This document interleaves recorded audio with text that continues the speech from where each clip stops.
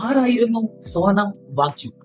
2009 പുറത്തിറങ്ങിയ ഒരു Bollywood ചലച്ചിത്രമുണ്ടായിരുന്നു, three idiots. അമീർ ഖാൻ അഭിനയിച്ച ഫുങ്സുക് വാങ്ഡു എന്ന് പറയുന്ന കഥാപാത്രം, അതായത് സോനം വാങ്ചുക്കിന്റെ ജീവിതവുമായി ബന്ധപ്പെട്ടതായിരുന്നു.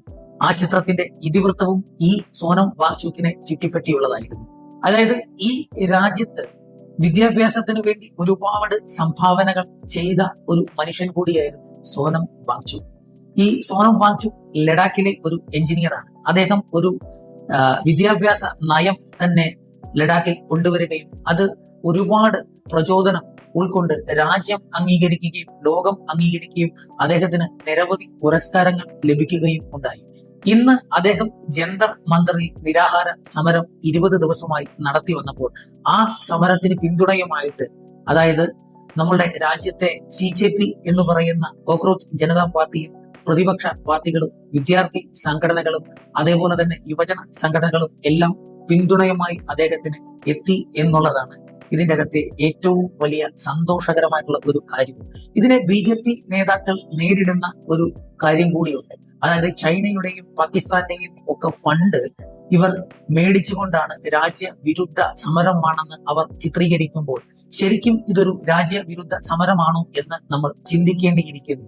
നീറ്റ് പരീക്ഷ പോലെയുള്ള രാജ്യത്തെ ഏറ്റവും പ്രധാനപ്പെട്ട ഒരു പരീക്ഷയിൽ ക്രമക്കേടുണ്ടെന്നും അതേപോലെ തന്നെ ആ ക്രമക്കേടിനെ ചൂണ്ടിക്കാണിക്കുകയും പാവപ്പെട്ട വിദ്യാർത്ഥികൾ പഠിച്ച് പരീക്ഷ എഴുതുമ്പോൾ അവർക്ക് പുല്ല് വില കൽപ്പിക്കുകയും ചെയ്തതിനെതിരെ സമരം ചെയ്ത സോനം വാങ്ചുക്കിനെ പോലെയുള്ള ആളുകൾ എതിരെ നടക്കുന്ന പ്രതിഷേധവും, അതായത് BJPയുടെ സൈഡിൽ നിന്നും സംഘപരിവാർ സംഘടനകളുടെ സൈഡിൽ നിന്നും BJPയുടെ രാജ്യം ഭരിക്കുന്ന മന്ത്രിമാരുടെ സൈഡിൽ നിന്നും ഒക്കെ വരുന്ന പരാമർശങ്ങൾ വളരെ വേദന ഉളവാക്കുന്ന കാര്യം കൂടിയാണ്. ഈ സോനം വാങ്ചുക് വിദ്യാഭ്യാസത്തിന് ഊന്നൽ നൽകിയിരുന്നു എന്നുള്ളതിന്റെ ഏറ്റവും വലിയ തെളിവാണ് സെക്മോൾ എന്ന് പറയുന്ന ലഡാക്കിലെ ഒരു വിദ്യാഭ്യാസ സമ്പ്രദായം.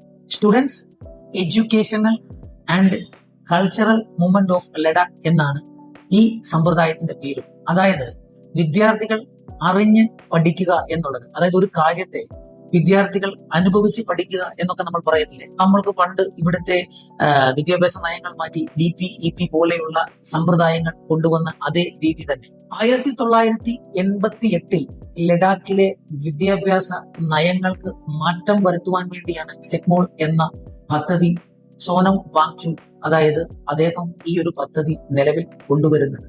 ഇത് അദ്ദേഹം ഉദ്ദേശിച്ചതെന്ന് പറഞ്ഞു കഴിഞ്ഞാൽ പരീക്ഷണത്തിലൂടെ പ്രായോഗിക അറിവ് നൽകി വിദ്യാർത്ഥികൾക്ക് വിദ്യാഭ്യാസം നൽകുക എന്നുള്ളതായിരുന്നു.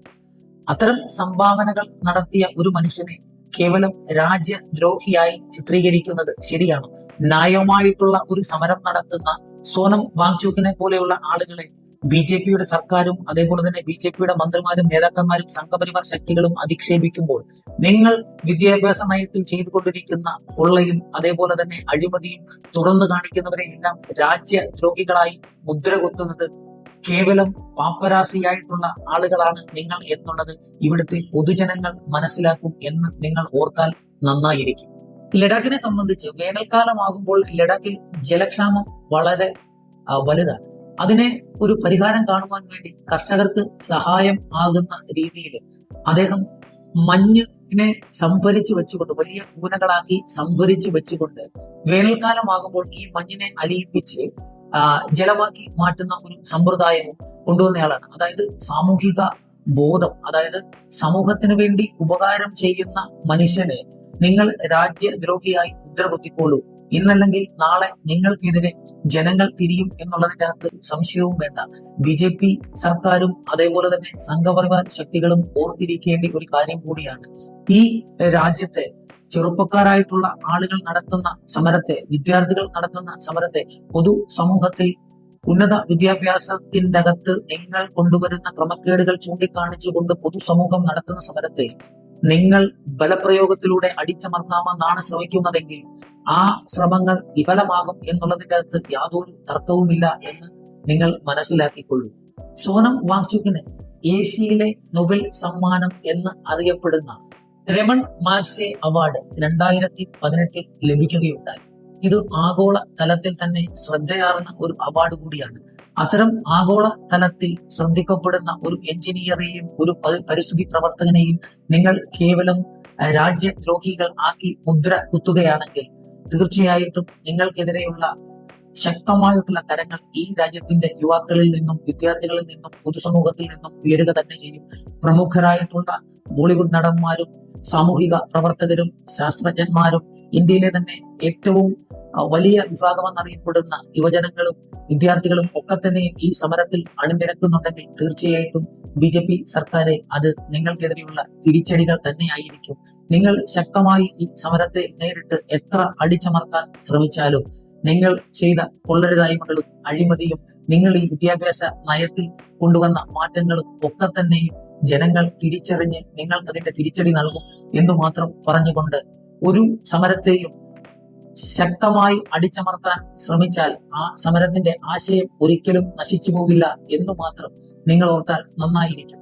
നമ്മുടെ രാജ്യം പോലും സ്വാതന്ത്ര്യം നേടിയത് ശക്തമായിട്ടുള്ള സമരങ്ങളിലൂടെയാണ് എന്ന് നിങ്ങൾ ഓർത്താൽ നന്നായിരിക്കും. കാരണം സ്വാതന്ത്ര്യ സമരത്തെ കുറിച്ചൊക്കെ പറഞ്ഞാൽ നിങ്ങൾക്ക് എന്ത് പോത്തിന് എന്ത് ഏത്തവാഴ എന്ന് പറയുന്നത് പോലെ സ്വാതന്ത്ര്യ സമരവുമായിട്ടും സമരങ്ങളുമായിട്ടും പുലബന്ധമില്ലാത്ത, അതായത് സമൂഹത്തിൽ സാമൂഹിക നീതിക്ക് വേണ്ടി നടത്തുന്ന ഒരു സമരത്തിലും പങ്കാളിയാകാത്ത ഒരു സംഘടനയ്ക്ക് ഇത്തരം സമരങ്ങളൊക്കെ തീർച്ചയായിട്ടും രാജ്യവിരുദ്ധമായിട്ട് നിങ്ങൾ കരുതിക്കൊള്ളൂ. പക്ഷേ ഇന്നല്ലെങ്കിൽ നാളെ ഇതിന്റെ തിരിച്ചടി നിങ്ങൾക്കുണ്ടാകും എന്ന് മാത്രം പറഞ്ഞുകൊണ്ട് സോനം വാങ്ചുക്കിനും അതേപോലെ തന്നെ ഇവിടുത്തെ സമരത്തിന് പിന്തുണ നൽകുന്ന എല്ലാ സംഘടനകൾക്കും വിദ്യാർത്ഥികൾക്കും യുവജനങ്ങൾക്കും പൊതുജനങ്ങൾക്കും ഒരു അഭിവാദ്യം അർപ്പിക്കുകയും അതേപോലെ തന്നെ അവർക്ക് ഐക്യദാർഢ്യവും നേർന്നുകൊണ്ട് എല്ലാവർക്കും ഒരു ശുഭദിന ആശംസകൾ നേരുന്നു. ഈ പേജ് ഫോളോ ചെയ്തിട്ടില്ലാത്തതുണ്ടെങ്കിൽ തീർച്ചയായിട്ടും ഫോളോ ചെയ്യുക, സപ്പോർട്ട് ചെയ്യുക. നന്ദി, നമസ്കാരം.